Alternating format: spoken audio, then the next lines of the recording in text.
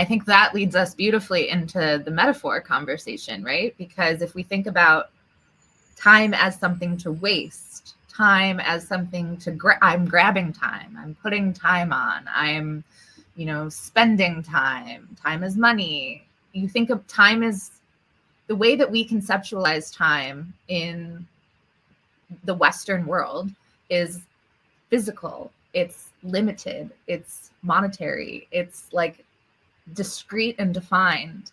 And I think we've been having some really interesting conversations in the community. So I'd love for, I don't know, Annie, Caitlin, Agalia to jump in and talk a little bit about giving time back. That's the absolute worst of them.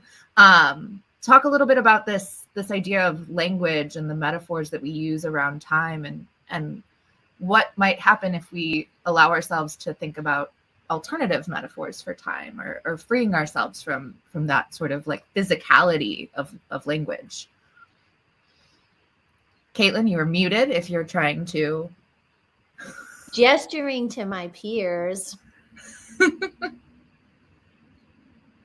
I guess I can start. I always keep thinking about like the default and like just going back to the calendar example, like the calendar grid starts off empty. And it's always that it's almost like the objective is to fill it up with as much as you can. And at work, it's also quite interesting to hear that sometimes people will almost see you blocking your calendar, for example, like if you block like just saying like busy or like do not disturb, they'll be like, oh, like why are you blocking your time? They almost see it as something self-indulgent.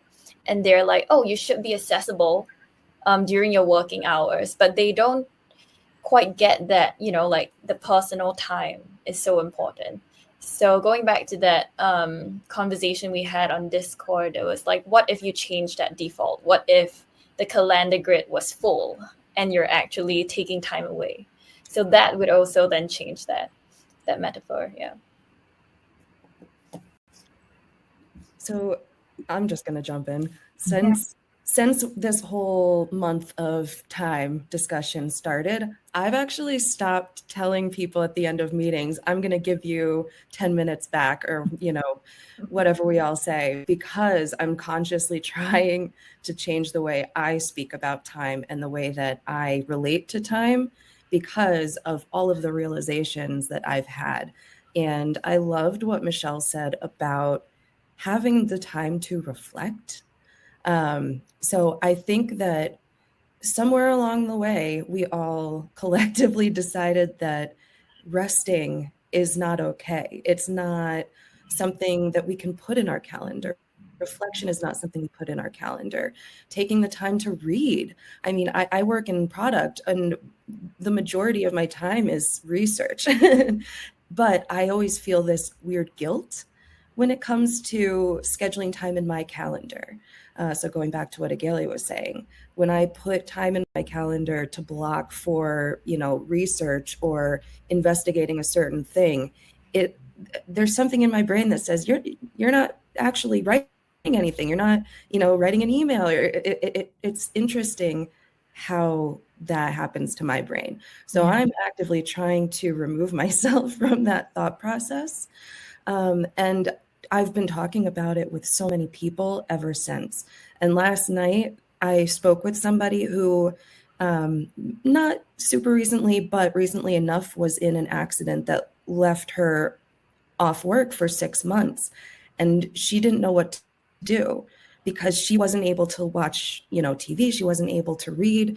And it was, for her, she said the words, "How do I rest productively?" And that just like blew my mind because my first instinct was to say, why would you? Oh yeah, I would probably do the same thing. I would have that same thought process.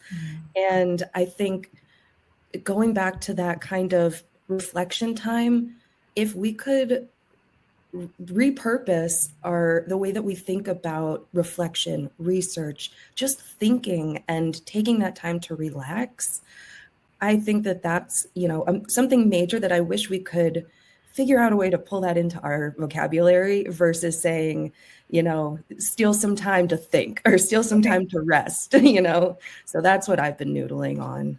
Yeah. It's like there's so much value in boredom, actually, and people can't Yes. wrestle with that.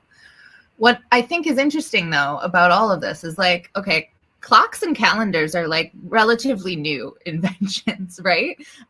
So, you know, when you think about like indigenous perspectives on time, you know, going back to even just alternative cultural perspectives on time, where, you know, we're more in touch with natural rhythms, we're more in touch with, you know, the seasons or the sun rather than the clock, that completely changes our ability to think differently about how we work and how we spend time and how we do these different things.